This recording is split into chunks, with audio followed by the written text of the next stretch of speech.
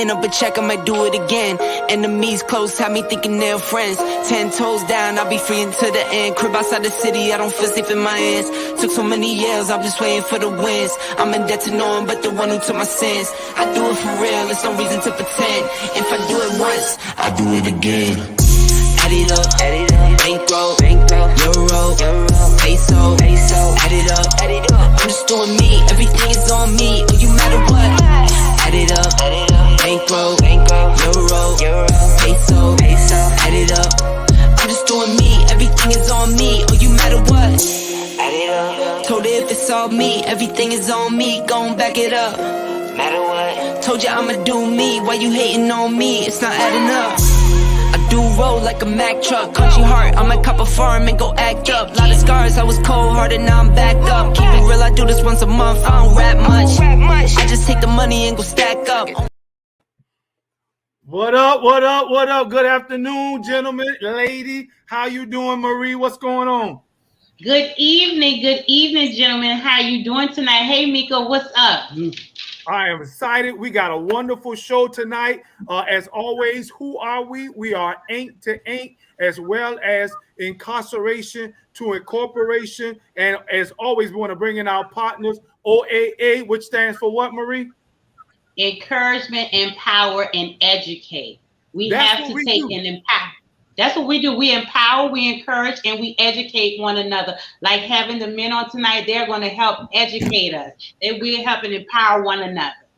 Exactly. Offender Alumni Association, Savannah. We provide a safe space for men and women who are coming home from incarceration, which we call them returning citizens, justice impacted people. And why do we do that? We do that because we believe that stories matters. That's why your story matters, because that story encourages, it educates, and it empowers us, as well as changing the narrative. Why does the narrative need to be changed? Because there are so many people purporting the lie that when we get out, we automatically go right back into prison. But that is a lie. We are successful, whether it's educationally, organizationally, relationally. We are successful, and that is why we brought these men on tonight to tell us the success of their story. We want to change that narrative and show how our pain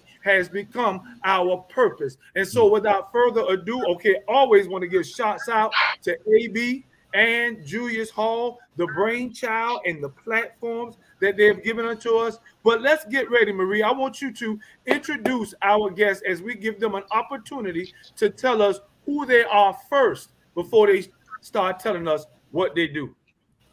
Okay, do we the first person we have is that Mr. Tony Bennett?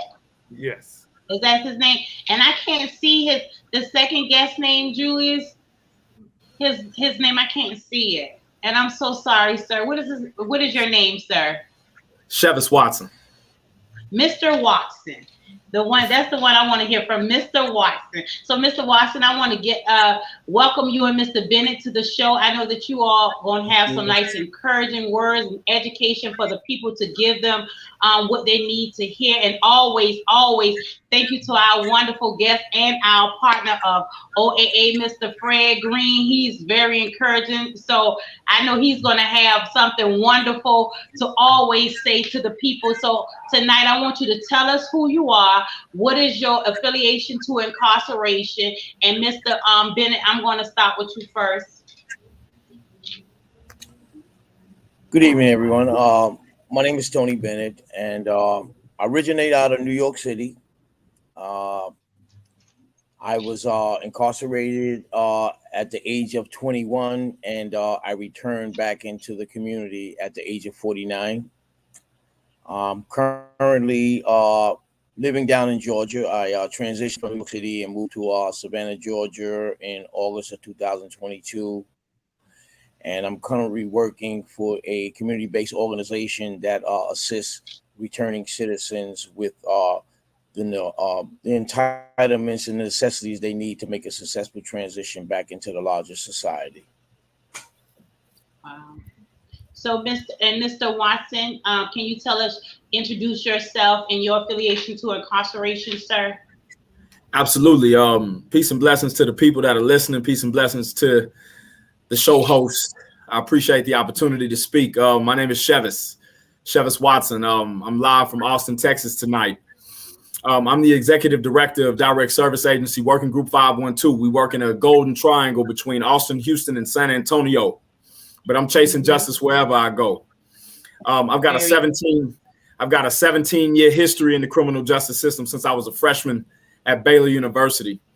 I was released from prison May 7th, 2020 from the Texas Department of Criminal Justice after I was innocently convicted on February 28th of 2020 in the middle of COVID.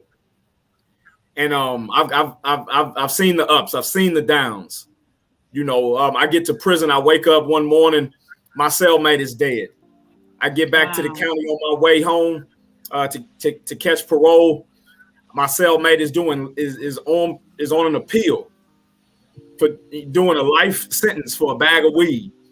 So I've been there, I've been back, and I'm just grateful to God to be here with y'all, tasting the breath of life, giving all honor and praise to the Most High God. But still emerging from prison. You know what I'm saying? Sometimes I wake up and the taste is still on my lips. Sometimes I can't help but think of the brothers that I left.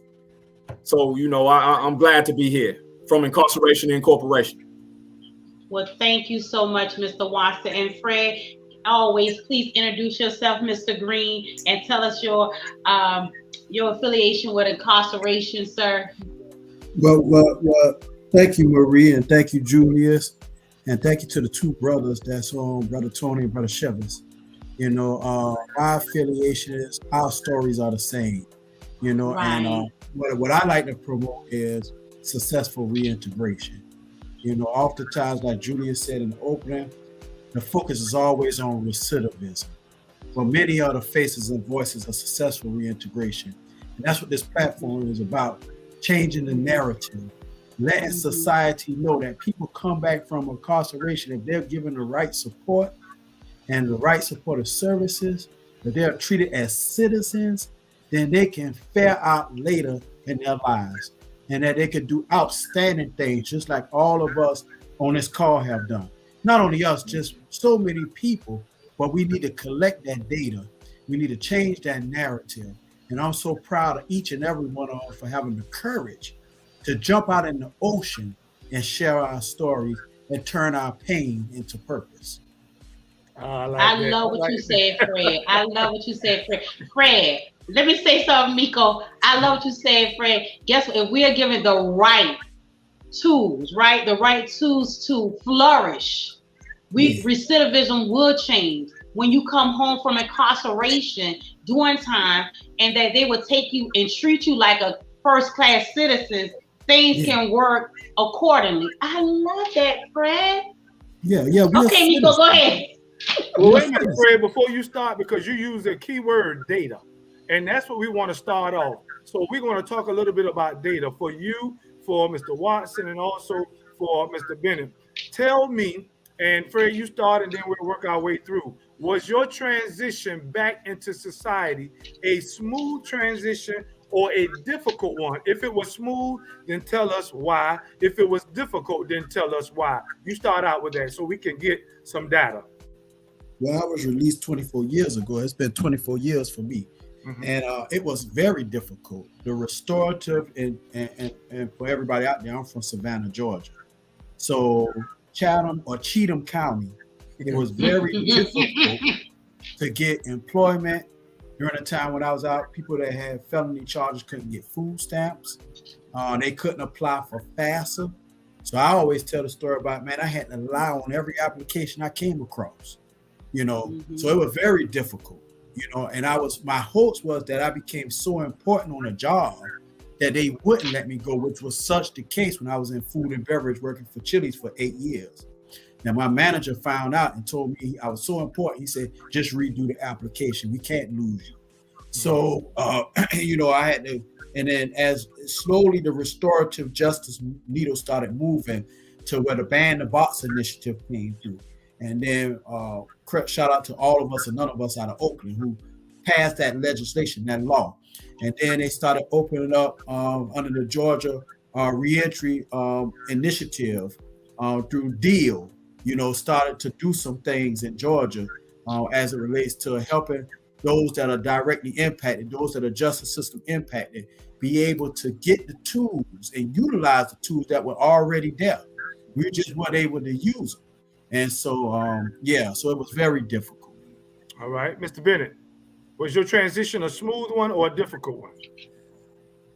My transition was difficult initially because I entered prison in 1984 and I was released in 2011.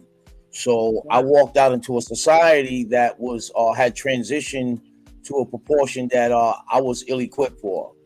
Although inside, you try to take the steps to acclimate yourself with technological changes and, just overall, the differences in the decades that I was in prison. When I was released, it was a challenge. I didn't know how to use a computer.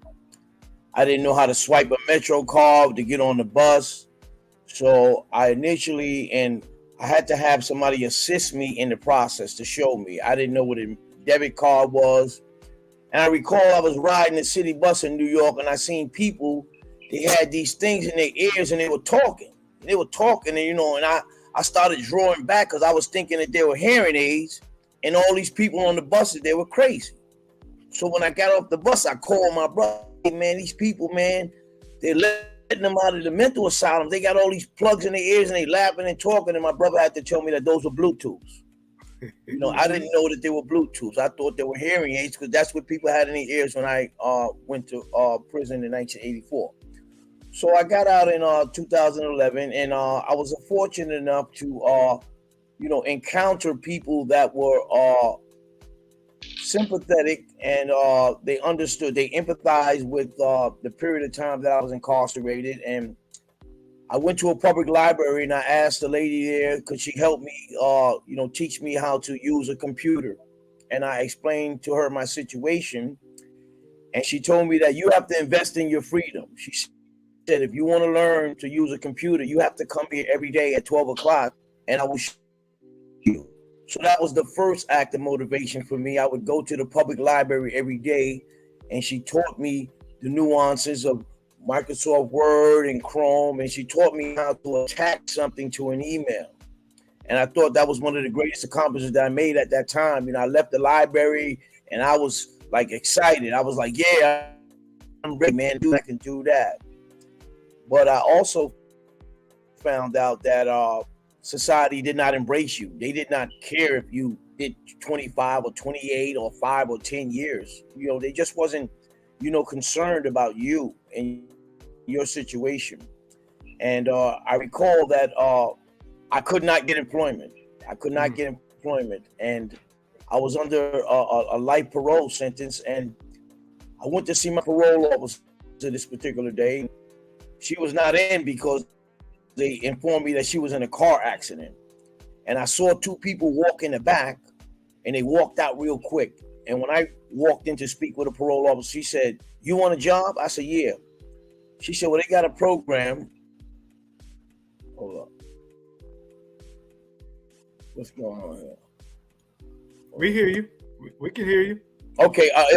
Yeah, they have a program that is designed for guys that are returning back in the community from long-term incarceration. And the program was called the Doe Fund in Brooklyn, New York. And I was accepted in the program.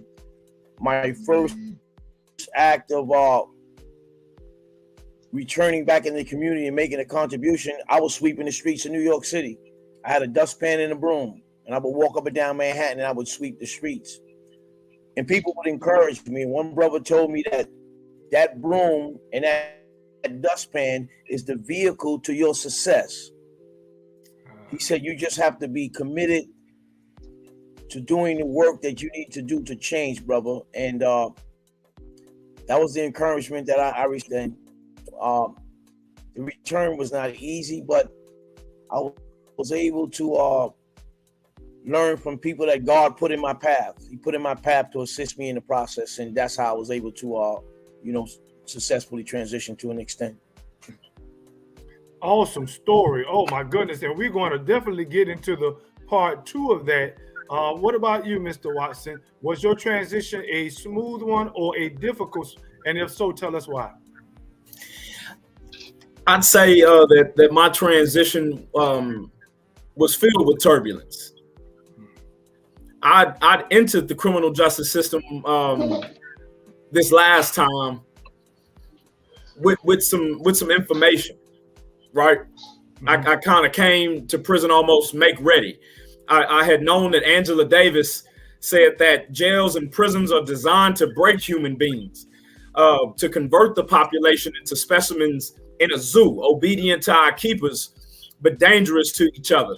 I remember when I got through diagnostics in the Texas Department of Criminal Justice in Huntsville, Texas.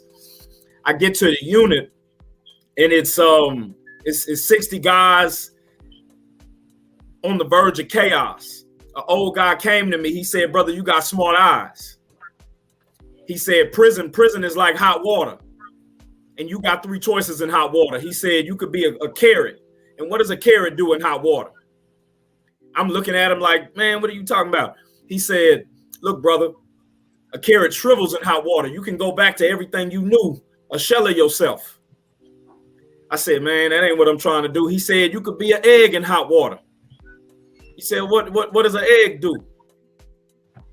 He saw me thinking. He said, brother, you got smart eyes, but you hesitating. He said, an egg hardens in hot water. He said, you could harden your heart in here, like 90% of these brothers, and go back to everything you knew, all hardened up, not able to feel, not able to relate. He said, or you could be a coffee bean in hot water. I had a stick of coffee in my pocket. He said, what a coffee bean do in hot water? I said, man, make a good cup of coffee. He said, brother, you can transform and be that coffee bean and make a good cup of coffee out yourself. So during my path to prison in 2019, I did 378 days total. I became an inmate lawyer and worked on 515 cases in 378 days, helping up 100 men gain their release. Wow. So when I was coming home, I was ready to get to work, but I had paroled to, a woman at the time who had a lot of toxicity. So I'd come back to a toxic environment, and I didn't know emotional intelligence. I wasn't thinking emotional intelligence back then. I wasn't thinking just settle the pace and hear this woman out. I was thinking, man, I did all that time on the yard. I got to get out of here because I got to put me first. I had made a promise to myself that when I got out, I wasn't necessarily going to run from conflict, but I was going to think safety first. I was going to think of my personal safety first because I wasn't going back to prison. Right. Since then, I organized some local and tenured community members here in Austin, Texas, and created my own organization. Since then, we've created a food access program that has renewed my spirit. We've rescued 8 million pounds of food in 3 years. Wow. We've delivered. We've contributed a little over 34,000 deliveries in 3 years. Mm-hmm. I've remained operable by gaining 33 of 45 grants that I write. Wow. We run a maternal mental health initiative that's funded by the University of Texas at Austin. We run a furniture replacement initiative because 65 to 70% of our participants and clients are justice involved. So our furniture replacement initiative, transforms that pain into purpose by restoring home again. We're one of the few. Yes. Excuse me, Mr. Watson. I'm sorry. We are going to have to tune in after this brief moment because we have to take a commercial break. Yeah, no, I appreciate the space. Well, Mr. Hall has.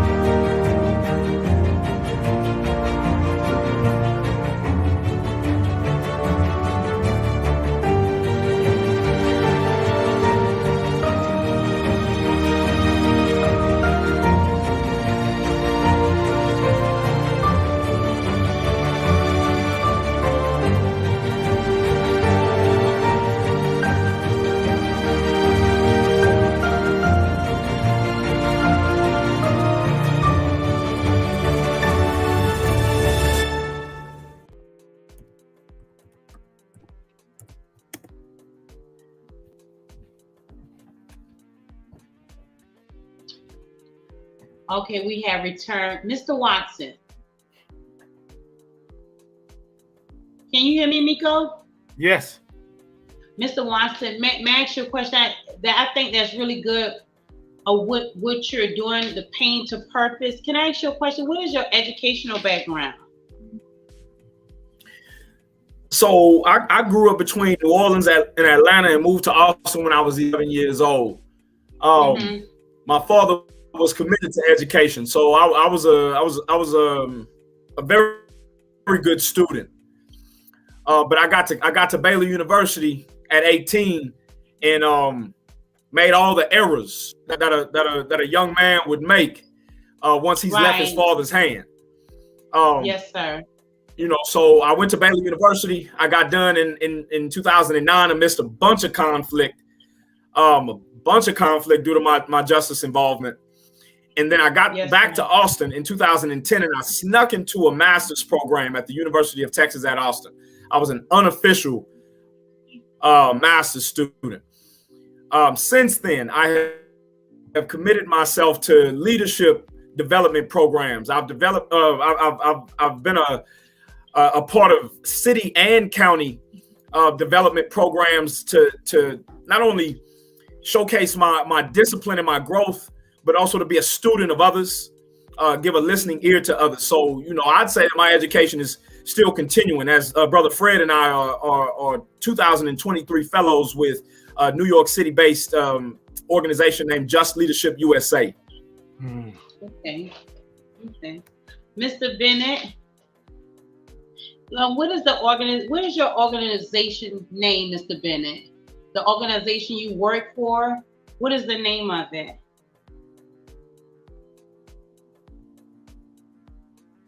I can't hear him, Miko. Let's make sure he got his mic on. Yes. I work for a wonderful community-based organization that originates out of one of Georgia called I Hope Incorporated. And what I Hope does is is a community-based organization that works in conjunction with the Georgia Department of Behavioral Health and Development Disabilities, the Georgia Department of Corrections, and the Georgia Department of Community Supervision. So we back to the prison. We provide essential services to individuals that are suffering from mental health diagnoses, because over the years we all understand that the prisons have become the mental institutions. They utilize the prisons for mental purposes. So a lot of individuals are in there and they don't get access to services. Assist guys with a mental health diagnosis and a substance abuse diagnosis, and simply put, they have to have anywhere from 90 days to 18 months for us to assist them. And what we do is we even work with individuals that are impacted by the registry. And what I mean by that, you know, they used to call them with the SO, but we don't call them SOs anymore. We call them individuals that are impacted by the registry. So we have there's no barriers in terms of what we do. We assist them with education if they need. We assist them with housing, disability claims, employment. You know, we sit down and we conduct what we call a assessment on the guy, and we based our assessments on what he needs, because the individual is in charge of his. Most importantly, we connect them to these services and we walk them through the process, and we meet them at the prison gate when they come out. I just recently drove all the way to Brunswick, Georgia to assist a guy that was released, and I brought him to his appointments, and I encouraged the brother that we're here to assist him. We're here to do something tremendous and impactful for his life. I did this work for 6.5 years in New York. In New York, we're so top heavy with guys that do the reentry work. And I decided to change my venue. I just started to come down south and help the brothers out down here, because, for my assessment of the prison system, it looks like a penal colony to me. I mean, it's surreal, some of the things that I've seen in just a week. So, we want to be there for the brothers, and we want to be a support network to let them know that prison is not an option once you're released, in that the resources are here, the individuals are lined up to assist you, and a person just has to invest in his freedom. Check this out. I love that. And I want each of you to answer this question for me. For you say that we are turning our pain into purpose. Fred, you start this off for me. How have you turned your pain into purpose? And in answering this question, I want you to share your story, but also how it is relevant now to the lives of those that you are helping. Fred, how are you turning your pain into purpose? I turned my pain into purpose because I realized education is the equalizer. I realized that education equals band. So I went back to school and got my master's in social work so that I can help individuals. And my main purpose was to counsel. And so I felt that if I can go ahead and I could go to school, learn something different that I had never learned before, that I can be an example to other brothers, that if I could do it, they can do it. So currently after doing that, I was able to land a couple of jobs as the restorative justice needle moved a little bit, where I was able to use my criminal background, but also my education trumped my criminal background. So currently I work for Savannah Tech, and we go into 3 different prisons, and we train individuals in logistics, welding, and manufacturing. So it's called eliminating the skills gaps. And then we provide supportive service for them post-incarceration. Because what I found, just like me, I didn't have any skills. I had the wrong skills, but to give individuals a skill set, see, the system says they rehabilitate, and we talk about this all the time, Julius. Mm-hmm. I refute that, and I want to stop using that language. There's no rehabilitation in the system. How can you rehabilitate something that was never habilitated in the first place? So in the first place, having habilitative skills allows us to thrive in society, but I can only speak for myself. I didn't have any skills. Only skills I had was to know how to use a gun, steal cars, sell dope, rob, and all the things that were negative and detrimental to my life. So now I had to take that and revamp and then look at what was my poison and turn it into my medicine. Awesome. Mr. Watson, same question. How have you turned your pain into purpose? And then how is it relevant in the lives of those that you work with?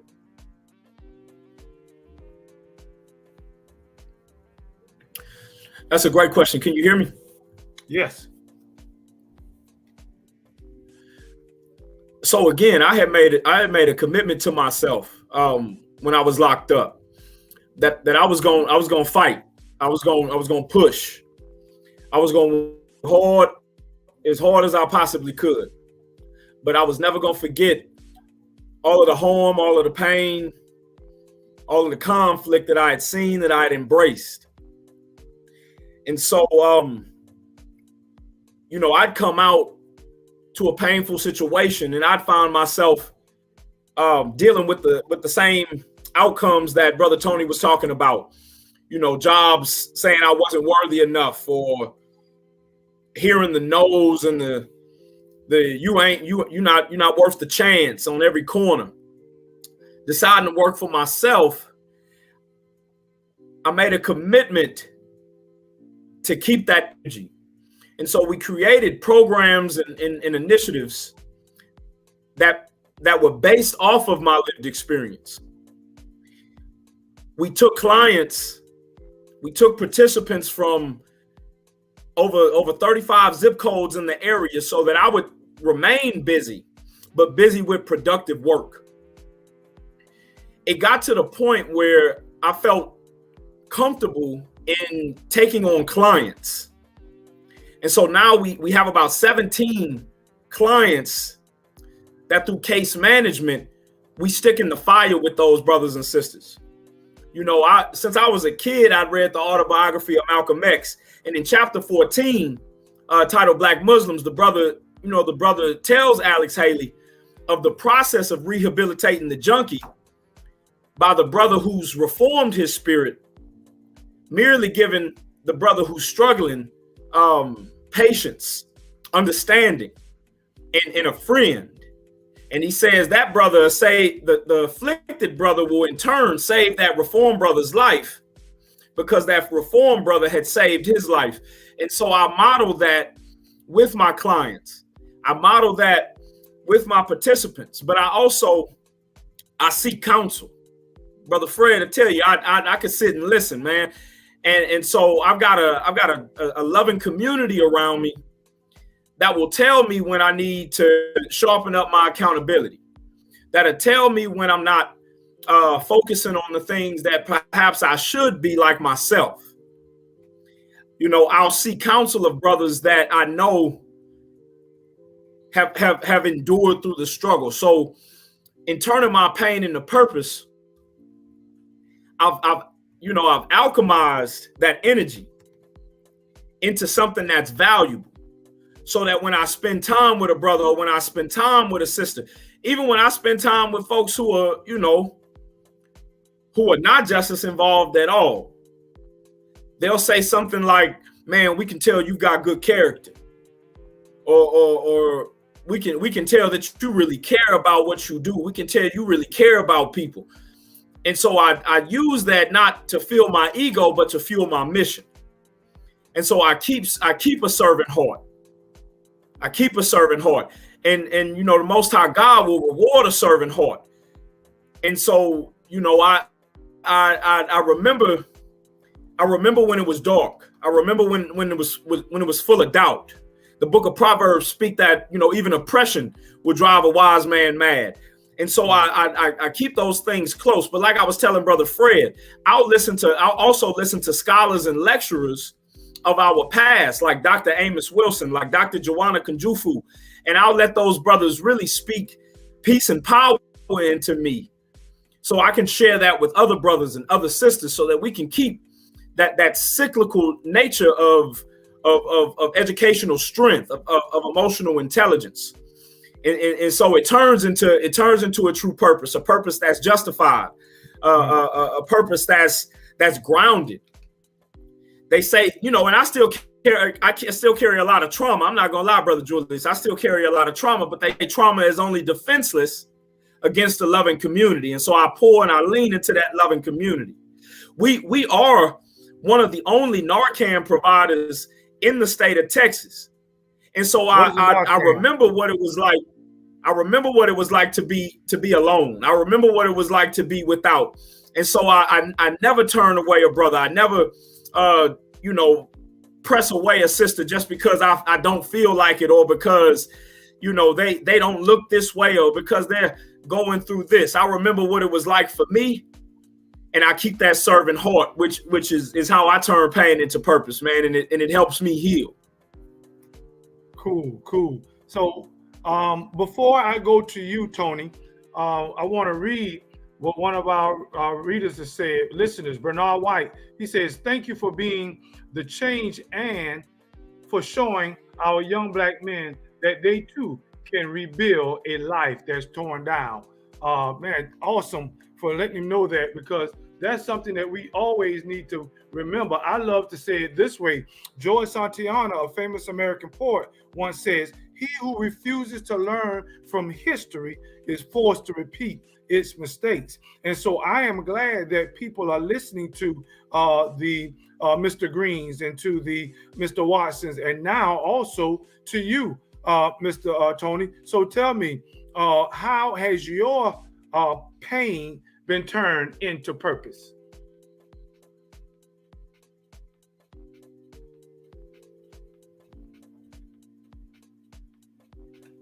You hear me, Tony?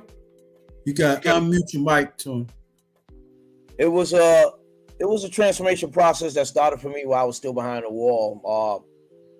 I was always in a combative mode. I wanted to take on prison administrations. I wanted to challenge, the depravity, how they treated people, just the overall like disrespect, and just treating us less than humans. And I was identified by an individual that was incarcerated too, and he said that, brother, you know, I like your spirit. I want you to come down to a group, and this particularly led me to a particular group while incarcerated that was led by a late criminal justice reformer called Eddie Ellis in New York City. It was called the Resurrection Study Group, and in this group, our challenge was to create a new African man. And the challenge to create the new African man was based on getting a social and criminal justice, you know, knowledge and education to learn like the policies and the practices of why our prison system was predominantly 85%, you know, Black males and Latino. Right. And I remember a question that I was asked. Eddie asked us what was the difference between a crackhead and a substance abuser. And we all came out with a myriad of answers, and Eddie gave us a one simple answer. He said the difference between a crackhead and a substance abuser was the color of your skin. Mm-hmm. And that was so impactful on me because at that particular time, we didn't see, you know, Caucasian people in prison that much. They were only represented like 2 to 3% of the prison population. Hold on, Tony. 1 second. 1 second, because we got to get ready to go to a break, pay a little bit of bills, and then you can come right back to your response. Hold up for just a moment. We'll be back with you.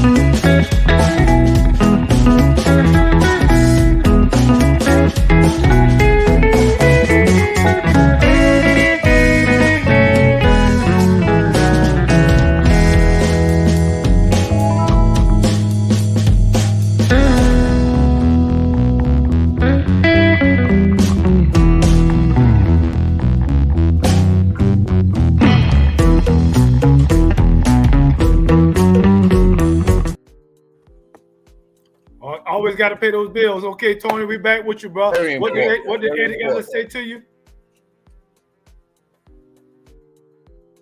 Very important thing. So just picking up where I left off at, Ellis, he gave us a challenge to create a new African man, and we went on a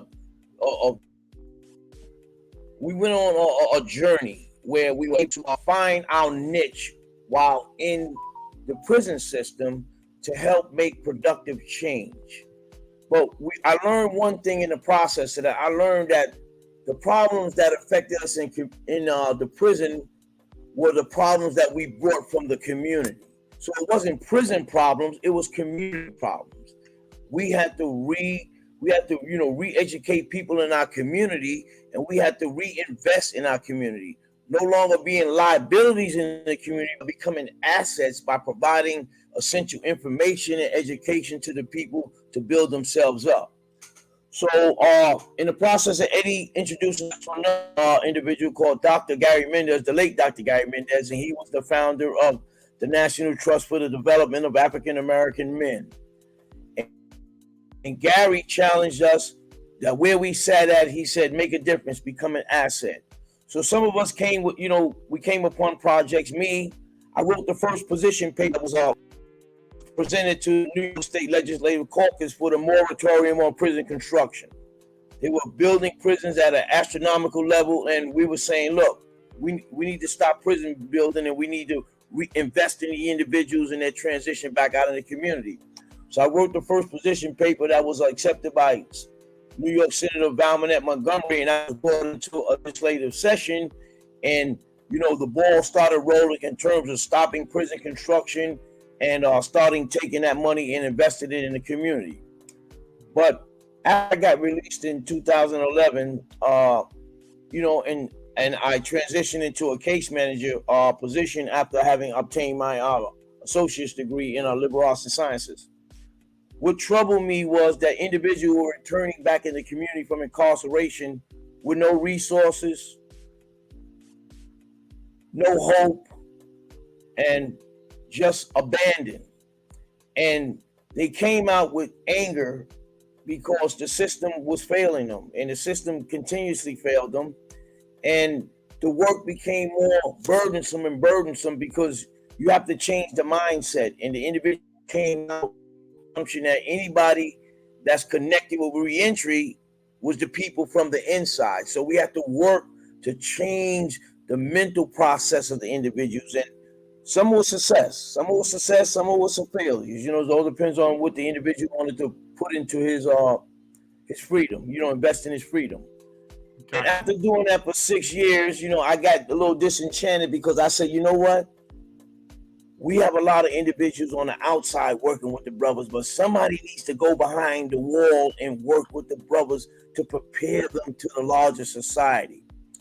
And that's when I decided to leave my employment up in New York City and transfer, you know, and transition down here to Georgia. And now I'm working out of Coastal State Prison, and I'm working with individuals who are transitioning back into the larger society. And I'm working to prepare and to provide them the essential services they need to make a successful transition.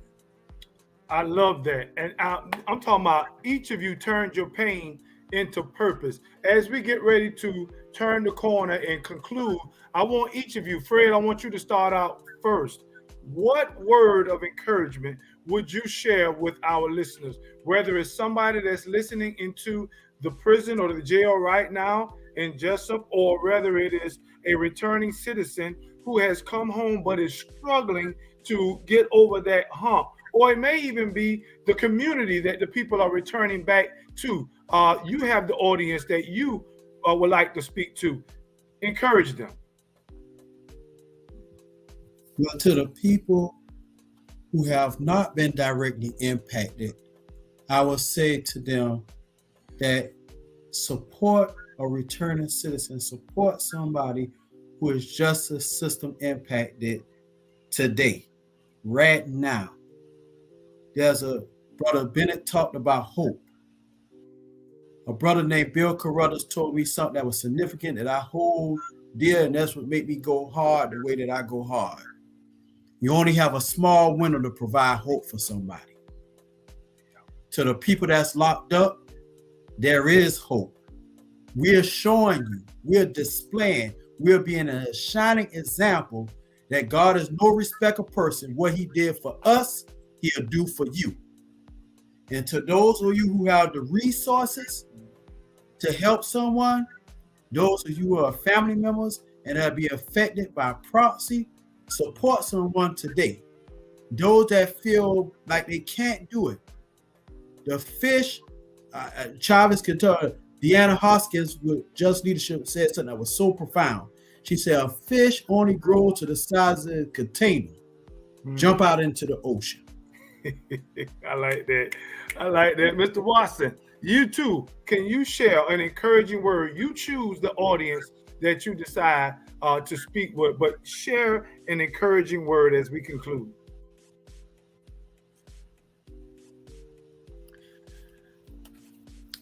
To the brother, to the sister that has been recently released, to the brother and the sister who's probably been out 5-10 years, but still feeling like things just not working for you, to the brother that can sleep at night, I encourage you to rethink yourself. You are so much more than your criminal history. You are so much more than the harm, the abuse, the doubt, the anxiety, and the hesitation. You are a whole person. Your lived experience is rich in value. You've just got to rethink of where you can apply it. Feel free to look at it like recovery and take one day at a time. If they say Rome wasn't built in one day, then you are not going to overcome all the barriers in one day or in 1 week. Take some time to nurture your heart. And in nurturing your heart, preserve the self-care that'll cause you to find that worth within. If you feel pain inside, take some creative outlets, like writing your thoughts down, finding somebody that'll give you a listening ear, taking walks and catching the sunset like I still do, and set your own pace of pushing forward, overcoming, or simply running through what's in your way. You are not the first to experience what you've experienced. You're not the 7th, the 8th, nor the 51st. But you've got to rethink yourself. You are so much more than that label felon. You are so much more than that label black. You are the children of original royalty.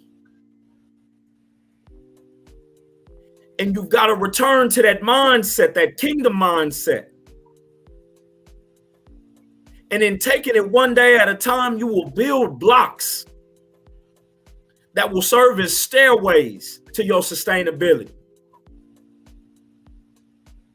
I am a believer in the Most High God.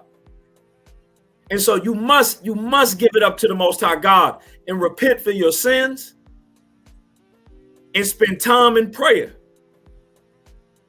But let your repentance and your prayer reflect in your actions.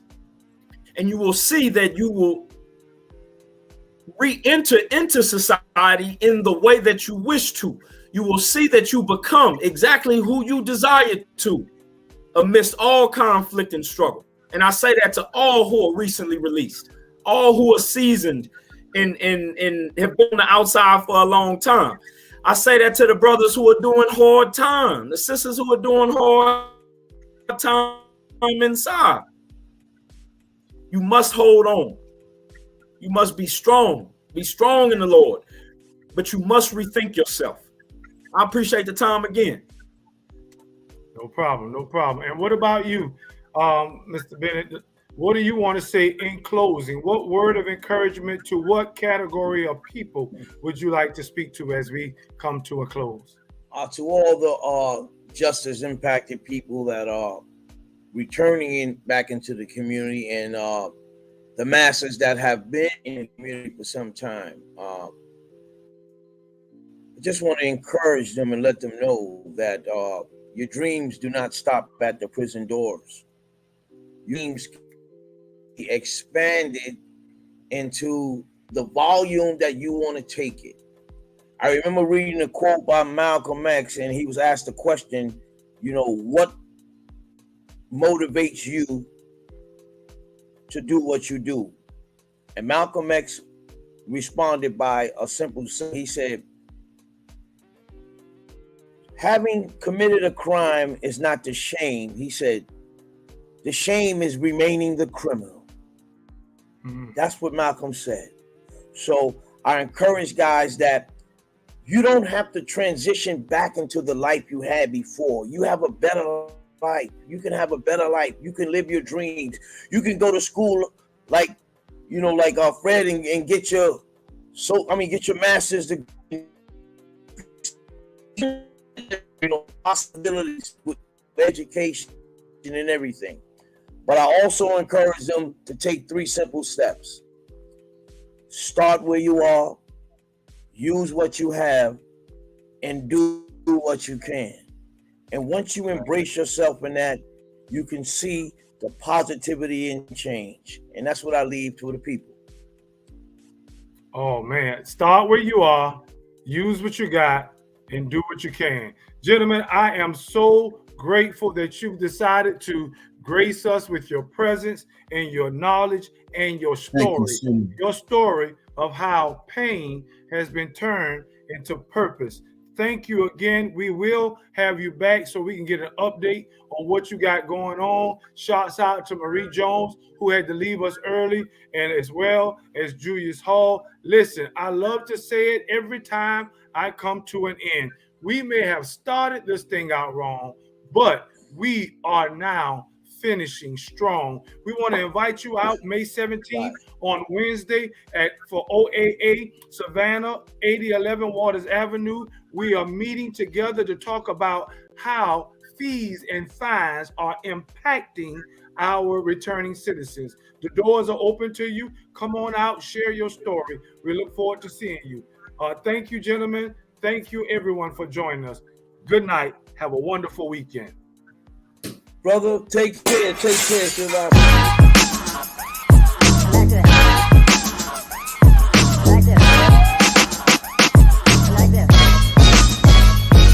Peace and bless.